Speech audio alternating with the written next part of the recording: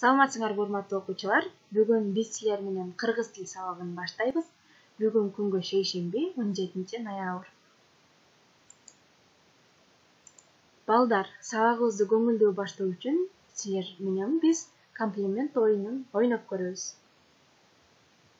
Бул оюнда баарыбыз өз атыбызды тигинен жазып, баш тамгалары менен өзүбүздүн кандай жакшы сапаттарыбыз бар экенин жаза кетебиз.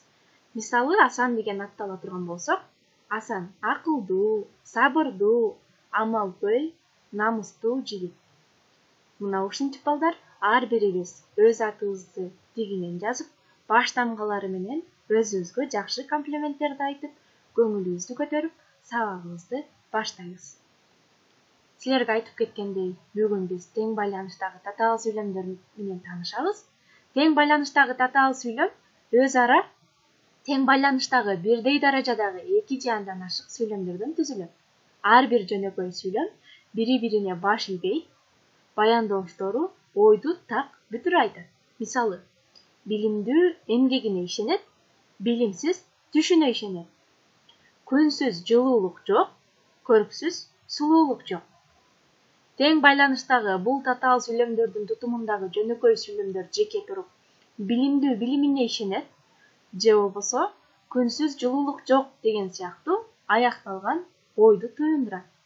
Өзүнүн кийинки сүйлөм менен мааниси боюнча тыгыз байланышта болуп, интонациялык жактан ажырагыс бирдикте турат балдар.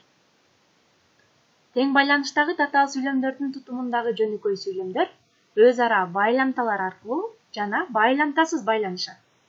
Байламтасыз байланышкан учурда жөнөкөй сүйлөмдөрдүн ортосуна бүтүр белгиси коюлат. Мисалы, асман ачык, аба укмуштуудай таптаза. Экинчи сүйлөмдө акылдуу элге тартат, акмак тууганына тартат. Ушул жерде эсибизге тутушубуз керек балдар.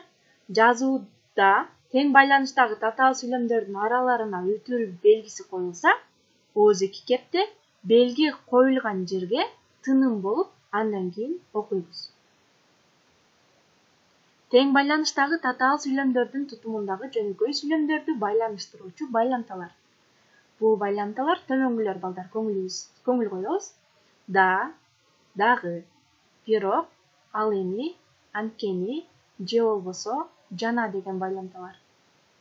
Ушул байламталардан кийин биз тыныш белгилерди кандай кылып коебуз, көңүлүңөрдү коюп, жакшы угуп тургула. Да, дагы байламталары өзүнөн мурунку сүйлөмгө тиешелүү болуп айтылат. Бүтүр белгиси бул байламталардан кийин коюлат.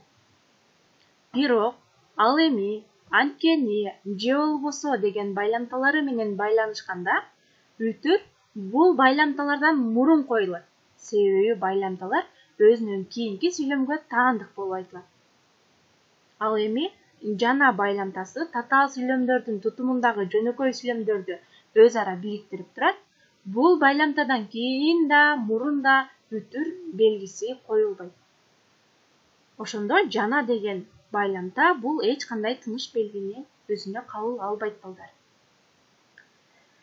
Силерге тема түшүнүктүү эле болду деп ойлойм. Ошол теманы биз бышыктап алуу үчүн төмөнкү көнүгүүнү аткарып көрөлү.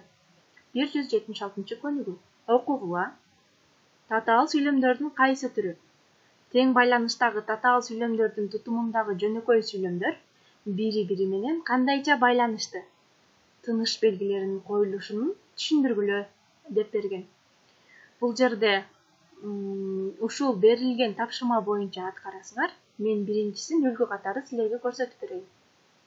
Эки тоо көрүшпөйт, эки адам көрүшөт. Бул жерде балдар бирдей даражадагы эки сүйлөмдөн турду. Ортосунда биз айттык силер менен байламталуу жана байламтасыз байланышат деп. Биринчи сүйлөмдө эч кандай байламта жок, ортосунда болгону бүтүр белгиси менен гана ажыратылды. Силер бул көнүгүүнү окуп, тыныш белгилери кандай коюлганын түшүндүргүлө жана бул тең байламталуубу же байламтасыз байланыштыбы, ошолорду аныктагыла. 177-178 көнүгүүлөрдү сабакта иштейбиз балдар. Берилиши боюнча иштеп мага жөнөтсөңөр болот. Үй тапшырмасына 179-180 көнүгүүлөрдү аткарабыз. Өтүлгөн темаларды эсиңерден чыгарбагыла балдар.